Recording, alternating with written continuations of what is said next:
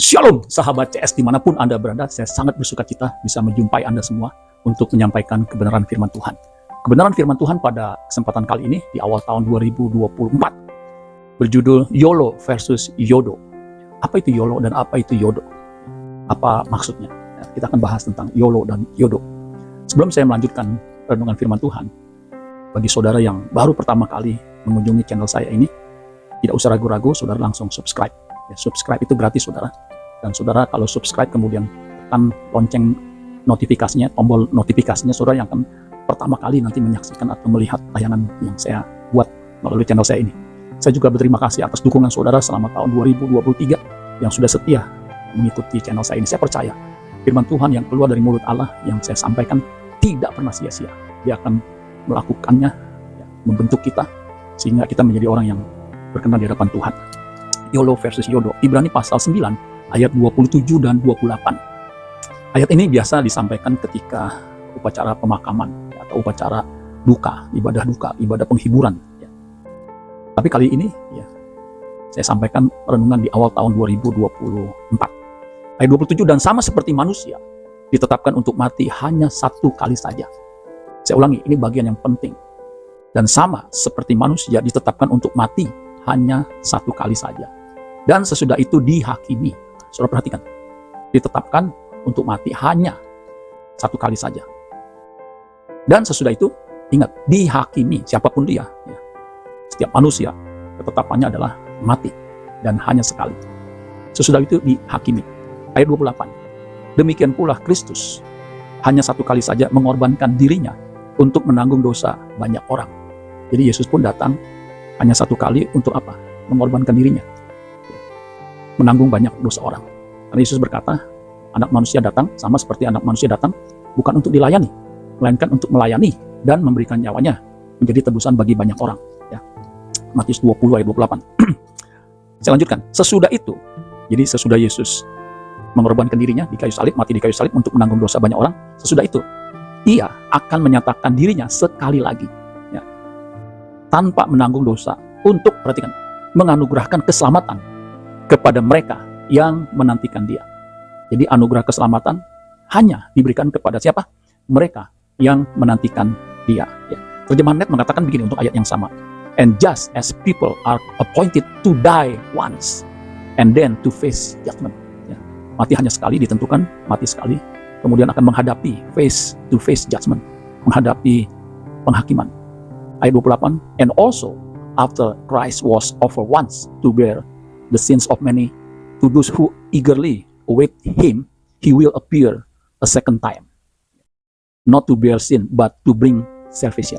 Jadi nanti Yesus ya, kedua kalinya dia akan memberikan atau menganugerahkan keselamatan. Kita pernah mendengar istilah hashtag YOLO. Ini cukup terkenal, saudara. YOLO. YOLO itu singkatan. You only live once. Kamu hanya hidup sekali. YOLO. Ya. Nah, hashtag ini ada benarnya, bahkan sangat benar, karena sesuai dengan Alkitab. You only live once. Nah, tandingan dari YOLO, you only live once, itu adalah YODO. YODO itu kebalikannya. Kalau YOLO, you only live once. YODO, you only die once. Ya, dua-duanya benar. Kita hanya hidup satu kali dan kita juga akan mati hanya satu kali ketika hidup di bumi. Ya. Nah, ternyata saudara sekalian, ini kita harus perhatikan. Banyak orang betul mengerti bahwa dia hidup hanya satu kali. Ya, tetapi dia lupa bahwa setelah kematian ada kehidupan di balik kubur. Nah, ini yang kita harus pikirkan ketika kita hidup di bumi ini. Jangan sampai kita tidak memikirkannya. Karena manusia itu makhluk kekal. Kalau dia salah perhitungan, ya, yang hidup hanya 70-80 tahun, kehidupan kita yang sesungguhnya adalah nanti di kekekalan. Artinya hidup selama-lamanya.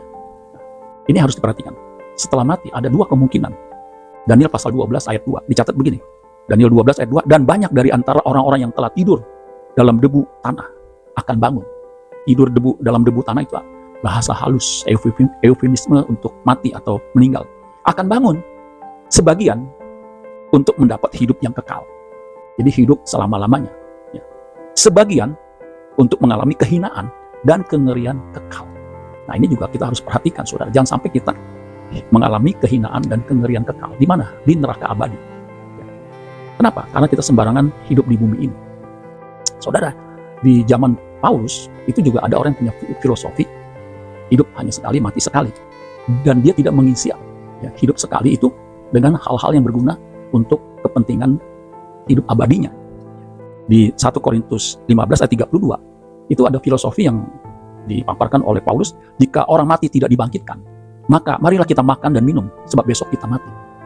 Artinya, banyak orang, sebagian yang berpikir bahwa tidak ada kebangkitan dari orang mati.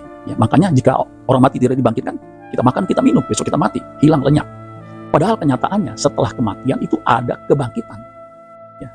1 Korintus 15 ayat 13 dan 14, kemudian ayat 17, ayat 20 sampai 22. Itu dengan jelas Paulus menegaskan bahwa ada kebangkitan bagi orang yang meninggal. Dikatakan begini, ayat 13 1 Korintus 15, kalau tidak ada kebangkitan orang mati, maka Kristus juga tidak dibangkitkan. Ayat 14, tetapi andai kata Kristus tidak dibangkitkan, andai kata maka sia-sialah pemberitaan kami dan sia-sialah juga kepercayaan kamu. Jadi kalau Yesus tidak dibangkitkan, iman kita itu tidak ada gunanya. Kita makan, kita minum, kita mati. Karena nggak ada kebangkitan, nggak ada gunanya. Nah, ayat 17, dan jika Kristus tidak dibangkitkan, maka sia-sialah kepercayaan kamu, dan kamu masih hidup dalam dosamu. Kalau hidup dalam dosa, Yesus mengatakan akan binasa. Sebab upah dosa adalah maut. Nah, ayat 20 perhatikan. Tetapi yang benar ialah, ini yang benar, bahwa Kristus telah dibangkitkan dari antara orang mati. Itu yang benar, itu fakta, itu realitas.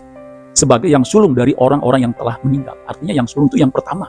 Yang pertama kali manusia yang bangkit dari kematian itu Kristus Yesus. Ayat 21. Sebab sama seperti maut datang karena satu orang manusia. Jelas Adam jatuh dalam dosa, makanya semua orang sudah berbuat dosa. Telah kehilangan kemuliaan Allah. Roma 3 ayat 23. Dan upah dosa adalah maut. Roma 6 ayat 23, saudara Kemudian dikatakan, saya ulangi lagi, sebab sama seperti maut datang karena satu orang manusia. Demikian juga kebangkitan. Nah, ini kebangkitan. Demikian juga kebangkitan orang mati datang karena satu orang manusia, yaitu Yesus, Adam kedua atau Adam terakhir. Ayat 22, karena sama seperti semua orang mati dalam persekutuan dengan Adam, demikian pula semua orang akan dihidupkan kembali dalam persekutuan dengan Kristus. Jadi semua orang yang terhisap sebagai keturunan Adam dikatakan akan mengalami kematian. Tetapi saudara sekalian, dan kita yang hidup dalam persekutuan dengan Allah akan hidup selama-lamanya. Karena dikatakan dengan jelas, demikian pula semua orang akan dihidupkan kembali dalam persekutuan dengan Kristus. Asal dia ada dalam persekutuan dengan Kristus, artinya percaya Yesus, terima Yesus sebagai Tuhan dan Juru Selamat, hidup seperti yang Tuhan kehendaki, melakukan kehendak Bapa, kita akan hidup kekal. Jadi saudara sekalian, ada dua kemungkinan. Kalau orang fasik, kemungkinannya akan mengalami kematian kedua. Tapi bagi orang percaya akan mengalami kehidupan kekal. Wahyu 20 ayat 12-15, ini jelas. Orang fasik, orang yang tidak percaya Yesus, yang hidupnya dalam kejahatan atau hidup dalam dosa. Ayat 12, Wahyu 20. Dan aku melihat orang-orang mati, besar dan kecil, berdiri di depan tahta itu. Besar dan kecil maksudnya mungkin dewasa maupun anak-anak. Lalu dibuka semua kitab, dan dibuka juga sebuah kitab lain, yaitu kitab kehidupan. Setiap orang yang lahir itu dicatat dalam kitab kehidupan dan bisa terhapus dalam kitab kehidupan kalau hidupnya tidak berkenan di hadapan Bapa. Dan orang-orang mati dihakimi menurut perbuatan mereka. Itu jelas. Tadi di Ibrani pasal 9 27 juga. Orang mati setelah itu dihakimi. Berdasarkan apa yang ada tertulis dalam kitab-kitab itu. Ayat 13. Maka laut menyerahkan orang-orang mati yang ada di dalamnya. Dan maut dan kerajaan maut menyerahkan orang-orang mati yang ada di dalamnya. Dan mereka dihakimi, perhatikan, masing-masing menurut perbuatannya. Ayat 14. Lalu maut dan kerajaan maut itu dilemparkan ke dalam lautan api. Itulah kematian kedua, lautan api. Ayat 15. Dan setiap orang yang tidak ditemukan namanya tertulis dalam kitab kehidupan itu, ia dilemparkan ke dalam lautan api itu. Jadi jelas, kalau tidak tercatat, tidak terdaftar namanya dalam kitab kehidupan, dia akan masuk dalam kematian kedua, yaitu neraka jahanam. Beda dengan orang percaya. Orang percaya, Wahyu 14 ayat 13, dan aku mendengar suara dari surga berkata, tuliskanlah, berbahagialah orang-orang mati yang mati dalam Tuhan sejak sekarang ini. Artinya yang dalam persekutuan dengan Kristus. Sungguh, kata Roh, supaya mereka boleh beristirahat dari jerih lelah mereka, karena perbuatan mereka menyertai mereka. Perbuatan apa? Percayanya kepada Yesus sebagai Tuhan dan Juru Selamat.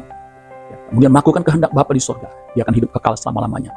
Karena 1 Yohanes 2 ayat 17, dan dunia ini sedang lenyap dengan keinginannya, tetapi orang yang melakukan kehendak Allah tetap hidup selama-lamanya. Biar kita percaya Yesus, hidup melakukan kehendak Bapa, agar kita bisa hidup kekal selama-lamanya. Amin buat firman Tuhan. Tuhan Yesus memberkati. Sholat.